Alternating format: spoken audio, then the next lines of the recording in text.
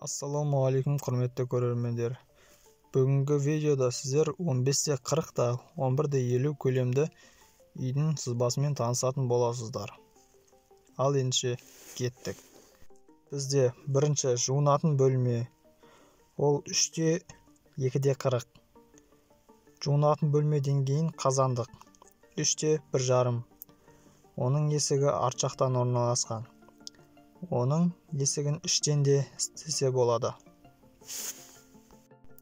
Үшінші, бізде ас бөлме. Ас бөлме 4,5-4. Ас бөлмеден кейінгі орналасқан бірінші жатын бөлме. Оның көлемі 4-4. Ас бөлмеге қарама-қарсы орналасқан екінші жатын бөлме. Оның көлемі 3,5-4. Сосын келесі бізде холл. Холлдың көлемі 4-6,5. Келесі жатын, үшінші жатын бөлме. Оның көлемі 3,5-3,5. Бізде соңғы қонақ бөлме зал.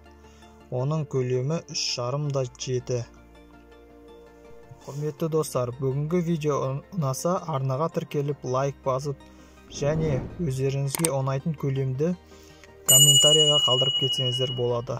Мен сол комментарияға қарап сіздерге арнайы видео шығаратын боламын.